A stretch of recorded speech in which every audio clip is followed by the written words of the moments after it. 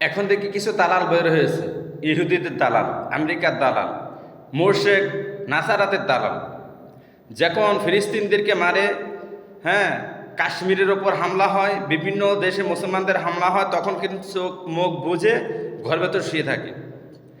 আর এখন বলছে ইরানের পক্ষ নেওয়া যাবে না, তারা শিয়া।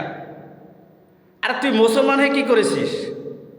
হ্যাঁ, তোরা মুসলমান হয়ে পেট পূজারি, মাজার পূজারি, তোরা মুসলমান হয়ে পীর নামে ভণ্ডামি, তোরা মুসলমান হয়ে ইহুদি নাসারের দালাল। হ্যাঁ, তোরা কি করতেছিস? ওরা আমরা তো শিয়াদের যে আকীদা এটা পোষণ করতেছি না, সারা পৃথিবীর মানুষ শিয়াদের আকীদা পোষণ করতেছে না। শিয়ারা যে পথভ্রষ্ট এটা সবাই জানে, মুসলমান যারা। কিন্তু এই মুহূর্তে আমাদের শিয়াদের পক্ষে এই কারণে নিতে হবে যে যাহারা ইহুদি নাসারা মুসলমানের শত্রু তাদেরকে খতম করতেছে।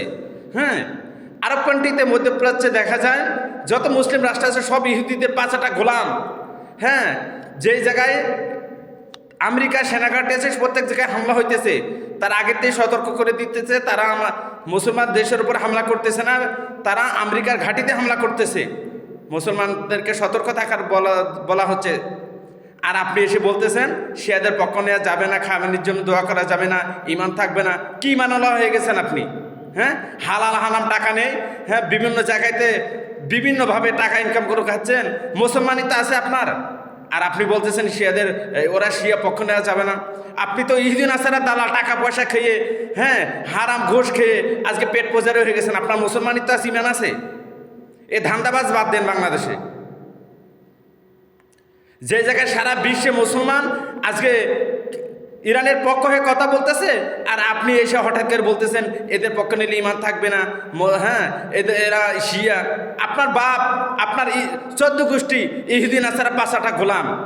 আজকে তাই জন্য মুসলমানদের এই অধপতন। মুসলমানদের অধপতন শুধু ফতোয়াবাজির কারণে। নিজের নিজের কোনো কিছু নাই। হ্যাঁ, আরেকজন আর আসছে যে তারা শিয়া, তারা শিয়া। নিজে আগে ঠিক হন, আগে মুসলমানিত্বের পক্ষে থাকতে হবে।